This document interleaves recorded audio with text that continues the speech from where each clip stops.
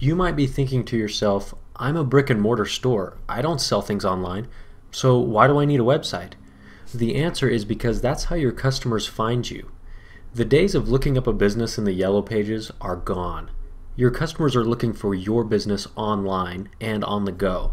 The fact is, it doesn't matter what you're selling or what kind of business you're in. You need to have a professional, high-converting website. So let's go over the very basics of what it takes to get a website on the web. In order to do that, I like to use the analogy of a book author. Let's say you want to write a book and put it on the library shelf so that whoever wants to read it can. First, you need to buy a blank book with a title.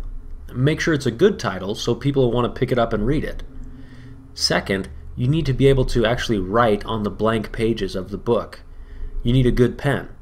And finally, you need to get your book off your desk and onto the library shelf so that the public can actually see it. Well, creating a website works the same way. First, you need to choose and register your domain name. This is like finding a good title to your book. Because you're a brick and mortar store, it might be a good idea for your domain to have something to do with your geographic location. Let's say you have a courier service in Aspen, Colorado.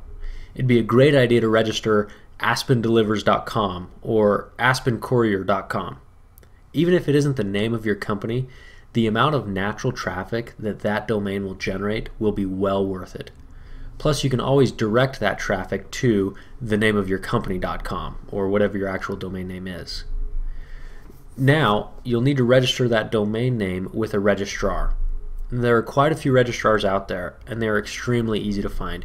You can just Google domain name registration and find one that you like. Once you have your domain name registered, it should be around $10 a year. You'll need to get your site hosted. This is where our analogy gets a little out of order, but because many registrars also act as hosting companies, now's the best time to discuss it. Having your website hosted is like putting your book on the library shelf. It allows everybody in the world to have access to it. When you choose a hosting company, it's important to consider server reliability, site uptime, email clients, and other features. Saving a few dollars a month by using an unreliable hosting company will cost you many times more than that in lost business. So now that you have your blank book with a good title and you have it on the library shelf, it's time to actually start writing on the pages. Most hosting companies out there will offer different solutions for actually creating your website. We recommend WordPress from WordPress.org. It's free, it's widely used, and most hosting companies will offer a one-click installation of the software. Once you have it installed, you will find a plethora of documentation and help videos to get you started. Well, that's it for this overview of how to create your website. If you're feeling a little overwhelmed, don't worry about it. It can be a lot to take in at first.